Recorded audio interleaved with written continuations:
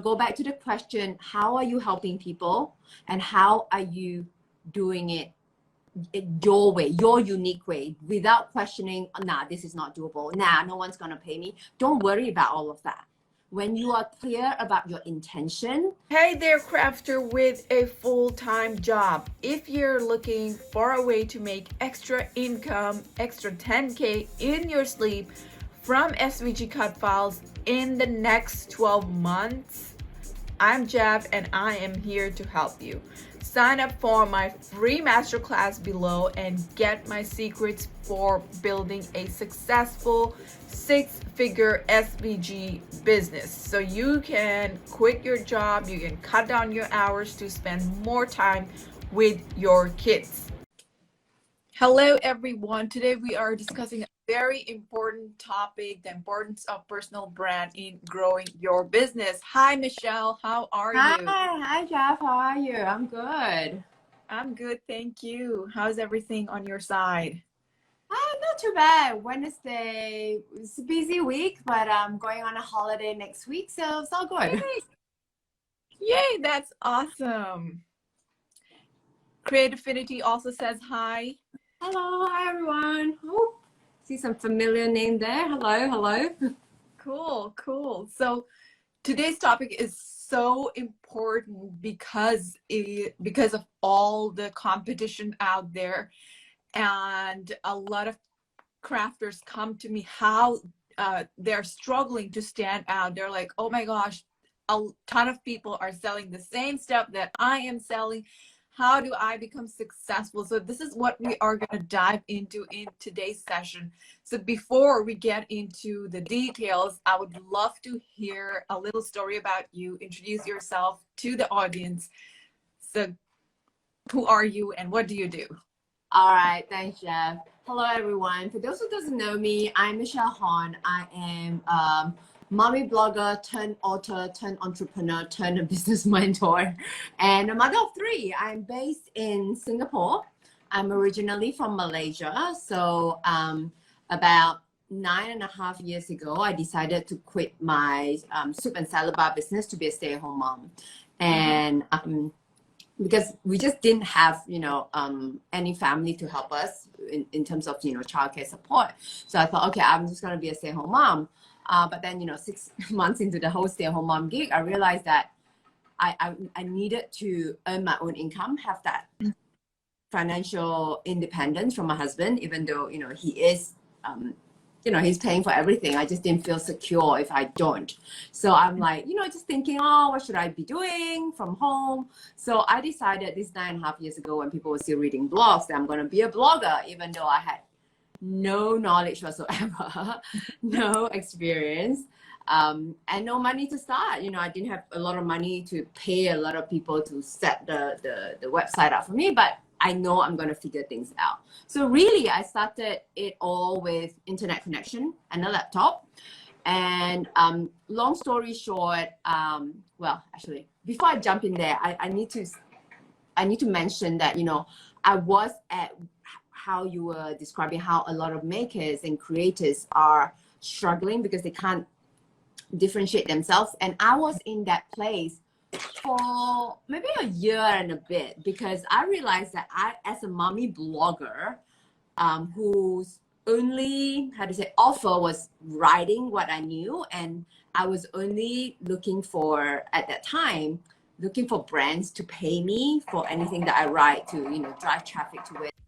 This podcast is sponsored by my Ivy League standard SVG business coaching program, SVG Superstar, where you not only learn to design SVGs, but also how to sell those designs to make money in your sleep.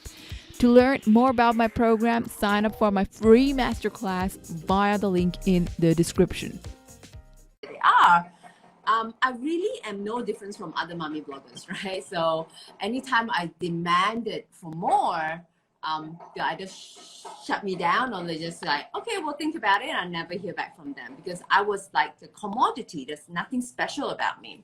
So what I found out and learned instead was that with that knowledge that I have, I don't need to know more. I just need to package my offerings slightly differently. So what I did was I turned that into a maternity concierge business where really with, my pregnancy knowledge and early motherhood knowledge, and where I was giving it essentially for free on the blog. Now I'm just hand holding someone and consulting. And because of that, I was able to package my service between $2,000 and $5,000.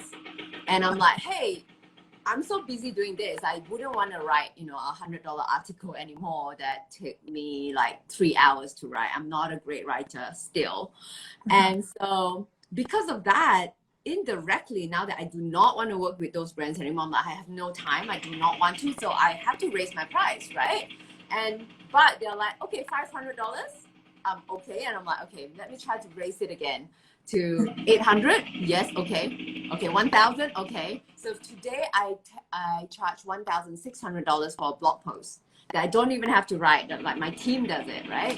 The irony is that the more I didn't want to work with them, they wanted to work with me, because what I found out now was that I was the only mommy blogger who had a maternity concierge business. I was seen immediately as an expert. So I'm here today to share that there are 5 assets that you can work on to build your personal brand so that you are more sought after and more influential in your own industry. And it applies to every industry. Cool. I can't wait to hear that. Hello, Miss Sodia. Thanks for joining in. Good to have you here. So guys, if you have any questions, you can always pop them in the comment section. Michelle is here to answer all your personal branding questions. How to stand out from the crowd in a crowded niche. So that is so amazing. Like the moment you specialize yourself as a maternity concierge, you were able to stand out and charge a higher price. That is so awesome. And thanks for sharing that. I did my honors in Malaysia, so I spent like around 5 years in Malaysia, and I absolutely loved it, and I can't wait to go back. Yeah, good to hear. So, thank you. So let's get into the details. So what are the 5 assets that we need for a profitable personal brand? The number one thing is your communicate with clarity. A lot of people, when you just ask them, hey, what do you do? And they're like, I'm an artist, full stop. Like there's nothing. Every interaction that you have with people, whether it's online, whether it's in person, even if that person is not your target audience, when you are able to communicate with clarity, people immediately know, hey, what you can do, whether directly for them, hey, are you for me or are you for someone that I would know, right? So let's say you are an accountant and you say, hi, what do you do? And most people are like, I'm an accountant. Or they get really into detail, like, oh, I mark the books, I do bookkeeping for blah, blah, blah, blah, blah. And people are like, zone out. And what do you normally get when you introduce yourself? Is this polite smile. And that's not landing. A lot of people think, oh, they're interested in what I do. No, people are just like, okay, let's move on now. Right? So what you gotta do is ask questions.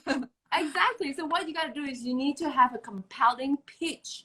How are you communicating it so clearly that people immediately get, hey, whether they are indeed someone that you can help, whether you're helping them through a product or a service or a digital product, whatever it is, right? And how are you helping them?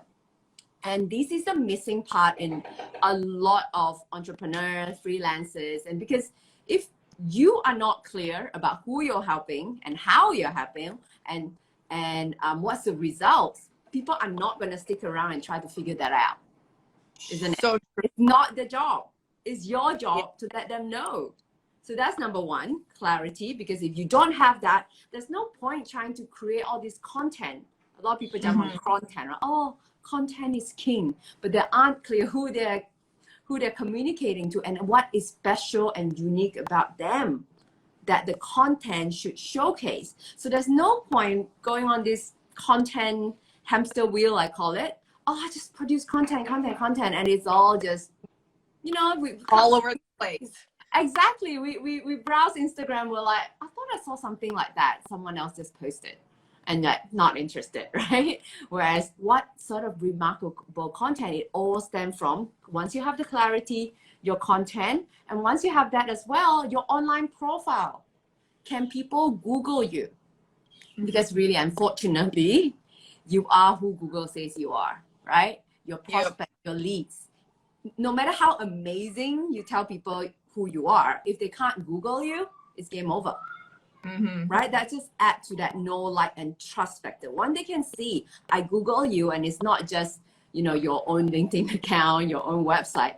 Are there other people recommending you or have written about you? Have you built that online profile? Right? And what else? The fourth thing is, while you have all this clout, some people, they have all the followers online, they have great content, they may be covered online by other publications, but they have nothing to offer. Not really making money, right? So the content, the offer bit is also a very important factor, right? Because now that you got people all like, wow, interested, I really love to work with her. She is where I want to get to, but then there isn't an offer that is compelling enough that tells me that this is indeed incongruent with what you say online. Yeah. When I Google you online, this is indeed what I could achieve. And a lot of people doesn't have that offer piece, right? They may have one product.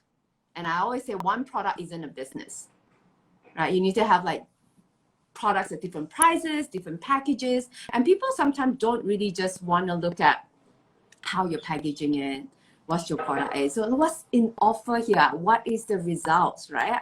And once you can communicate, it all goes back to communication. I realize is that, yeah, if you can't do that, then that's all over. And the fifth thing, last, we're getting to our fifth asset here. Stay with me here. Is collaboration. Right? Who are you collaborating with? Love that. Because the brand that you associate yourself with, just like Jeff, yourself, I saw that you're running this summit, right? There's these amazing people, amazing panel of speakers. Immediately when you affiliate yourself with them, that inadvertently would raise your profile. And you could do meaningful collaboration. It's a win-win for everyone. Yeah, like we are doing here right now. Exactly. I love that. So these are like 5 simple rules for standing out from the crowd. Thanks so much for breaking it down. I want to dig deeper, because this other day I was chatting with this one of my followers, and I was like, if you need help, reach out to me. So she messaged me and she said that I am selling tens and different types of things. Like she has a gift making business and she's selling and custom teas and this and that, and she's like, there's so many other people selling it too, and I'm struggling. So I'm like, what problem is your business solving? And for some reason she got really triggered by that question. She was so offended by that question. I don't know why. She's like, okay, I've never heard something like that. Sure. Yeah. Are you even serious? Is this even real? So that was the response I got, and I was like so shocked. So this is I think this is a major problem in the industry. Like people don't understand what the psychology of a business before they jump into selling and running a business. So what do you have to say about that? Like, how important is this question in your business? You're absolutely right. I've coached so many women entrepreneurs from zero idea to launching. And a lot of people make this mistake that, oh, if I want to start a business, I need to go out and find the product first. Once I got the product, and then I'll try to sell to, I don't know, whoever who would buy it, right? It's the reverse. It's find out who you want to serve first, how are you helping them, and then the product and the solution will come to you. And it's just easier, right, than to got this key and find which door to open, than to actually go find a door and fashion the key for it. That's how I think of it. And coming back to your story, I suppose it's very triggering for her. Maybe deep down she felt like her product was not solving a problem. That's why she got offended, I think. Right. And, Yeah. in fact, I do have a few people that went through my program that are in exactly the same business as this person who asked you, in the gifting business. And when they first came to me, the same thing, right? Gifting, customize, and all sorts of things that you can sell. And it's either to corporate, to whatever, and like single, and individuals. And at the end of the day, it's like, how are you packaging it, right? Like the question that you're asking, that how are you packaging it and how are you solving a problem? And since then, her name is Sheila. And what she did was she packages nicely and then she released it as, you know, the calendar years. Teachers Day, Ramadan's coming, Ramadan's gift packed, and Hari Raya gift packed, and all of that, and just sold out just because she took the time to curate her product and put it in the box. That's the only difference. Then, you know, most gift shop would just be showing all the list and then you do it yourself. And people are like, I'm confused. Which one should I get? And, you know, all you have to do is just package this nicely. And that's exactly what I meant by the offer ecosystem. Oh, I love that. That is such a brilliant idea. Like a lot of people who are watching right now can run with that idea and make $1 million literally, because just by having a simple gift shop, which everyone is doing, customized t-shirts, customized tumblers, you can just put everything in a seasonal package and sell it. So then you know like what problem you're solving. Like you are helping people in providing people a beautiful gift box that they can present to their friends and family members for a particular occasion. That is so cool. Yeah, and that helps you with inventory as well. Otherwise, you'll have like, you know, a whole lot of dead inventory, don't know how to move them. Now you're just bringing in seasonal inventory. Mm-hmm. I love that. So once it's like once you figure out what problem you're solving, it becomes so much easier to sell that product. Yeah. Even if you're selling, so she said like she the pregnancy niche, pregnancy and loss, something related to that. And I was like, okay, if you know that, then you can start talking to other people who are in your target audience and ask them what are they struggling with. Are they struggling to find gift ideas for people who are going through this? It becomes so much easier once you know that. What do you say?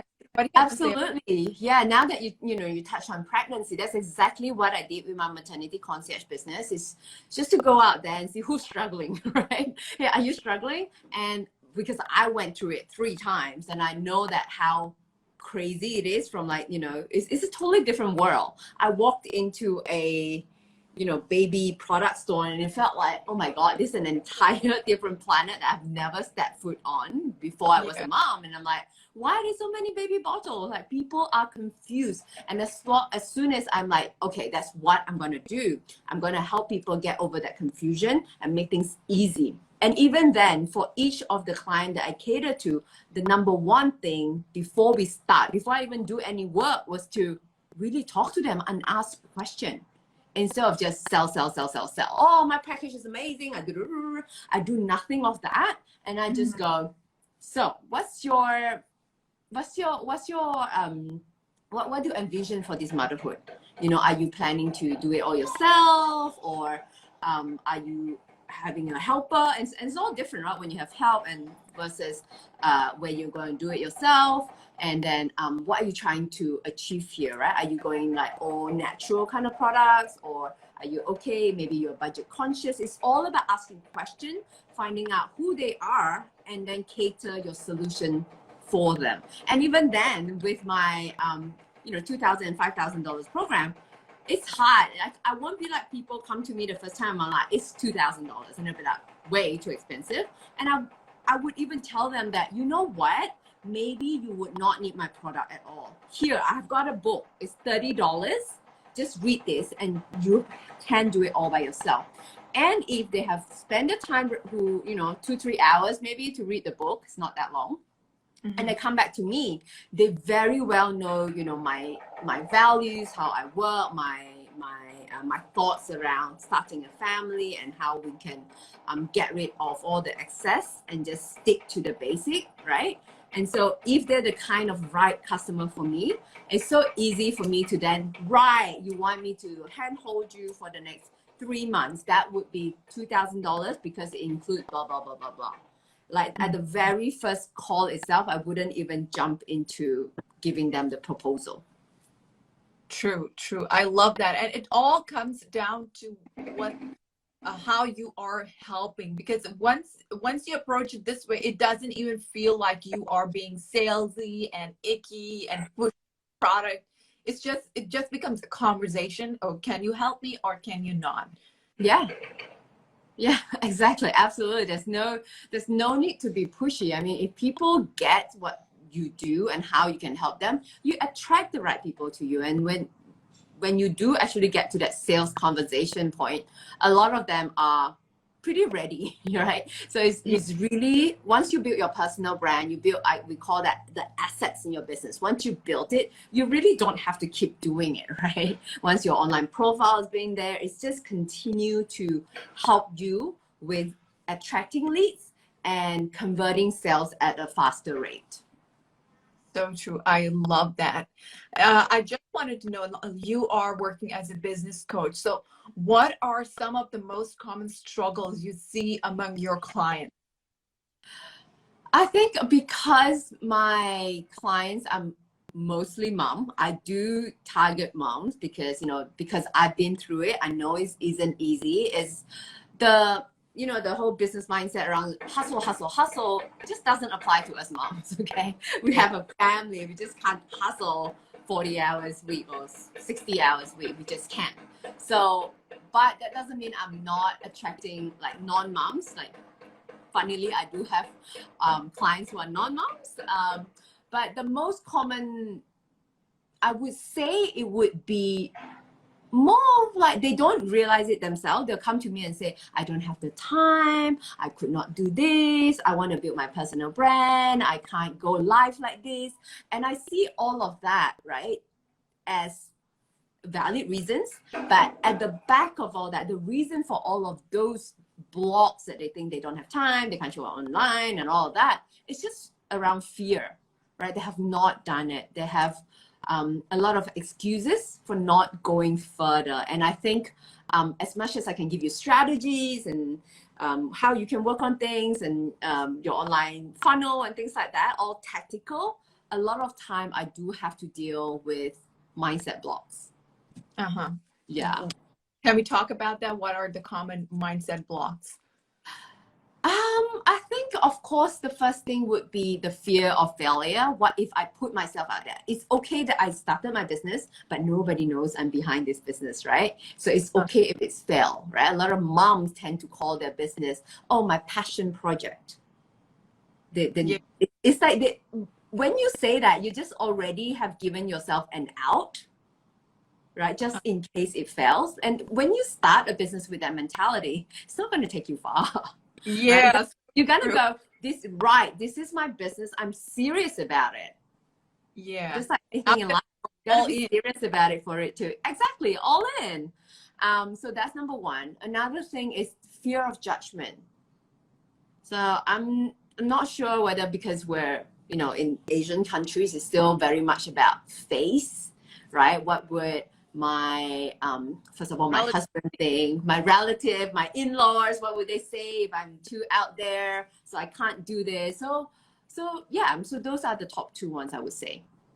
Cool. Thank you so much for sharing that. So what are some tips on overcoming mindset blocks? Yeah, it all goes back to what you just said earlier at this, you know, at the start, in the middle of this talk just now, is how are you helping people?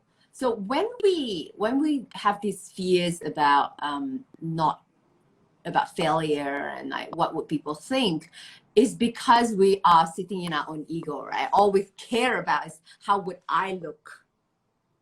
Feel like how would I look? What would happen to me? But once you figure out that how your product, what you make, could help other people, And you'll be like, hey, if I don't come on live, there may be people who need these products right now who may not find out about it. So when you frame yourself that way, right? When you think about it that way, there's no fear about how would I look, right? I don't care how I look as long as people get my message and that would help them in some way. And that's all I care about. You just need to shift the spotlight from you to your target person. And this reminds me of this once I did a live and my eyeliner probably wasn't on point. And somebody left a comment, you need to fix your eyeliner. And I'm like, girl, it doesn't matter. I'm here for my people. Good eyeliner, bad eyeliner. I have to be there to serve.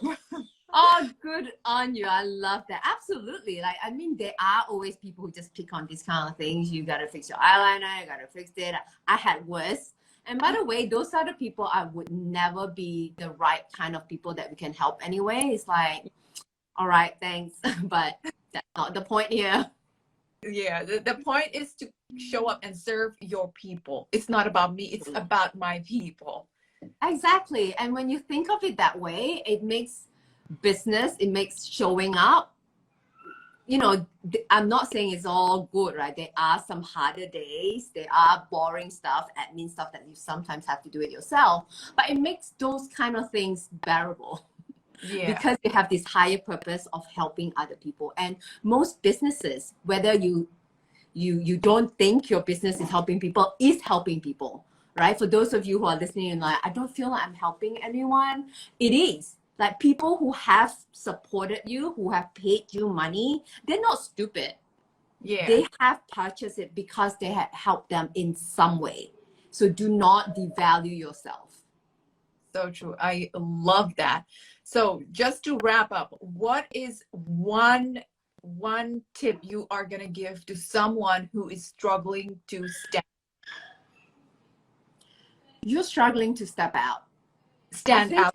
Oh, stand out. Okay. Yeah, I think as I mentioned, like the 5 assets, the number one thing is stop looking at what other people are doing, right? Because you just go further and down, further and further into that rabbit hole of, oh my God, this person's doing this. Oh my God, this person doing that. Be still, stay with yourself.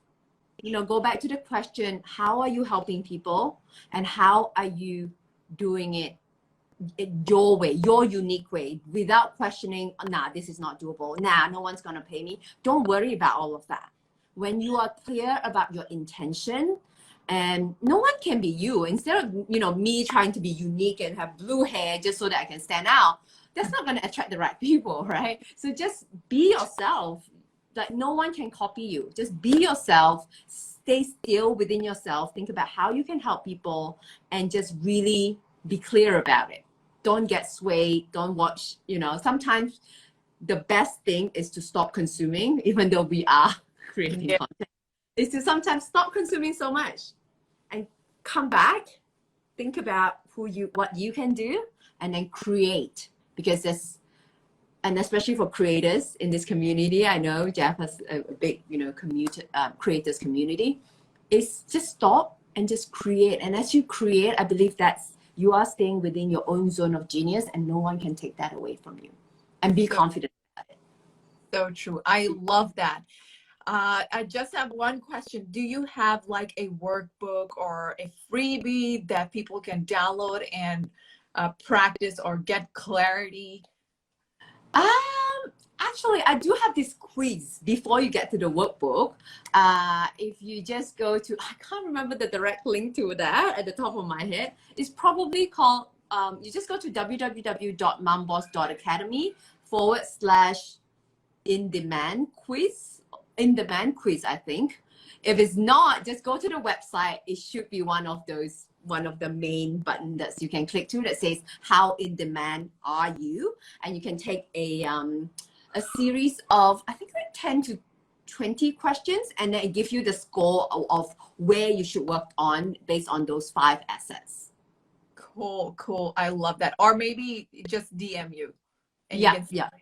Oh, that would, yes, yes. Then I'll send you the link, the direct link. Cool. I will tag Michelle in the video description. And you guys, if you want more clarity on how to stand out, just DM Michelle and she will send you the link to the quiz so you can evaluate yourself. Thank you so much, Michelle. Can you also tell us how do you help as a business coach? So I help women entrepreneurs find the clarity, raise the brand, and increase profit in the business. Awesome. And if somebody wants to work with you, how do we reach? All right. So the best place is, find me at the Chill Mom, DM me, and then we can get on a quick call to see whether we're good fit to work together. And that's it. And we'll see. Awesome. Thank you so much for these amazing tips. If you guys have any questions, this is the last call. If you're struggling to find clarity, pop your questions in the comment section for Michelle. Thank you so much, Michelle. It was wonderful chatting with you. I love those 5 main things that people need to stand out. That was amazing. The chat was wonderful, and I will reach out to you for the next steps. Thank you so much. Thank you. The pleasure's all mine. Thanks for having me. Same here. Bye-bye. Bye. Lastly, if you're looking for a way to make extra 10K in your sleep so you can cut down your hours to spend more time with your kids, sign up for my free masterclass via the link in the description. Bye-bye.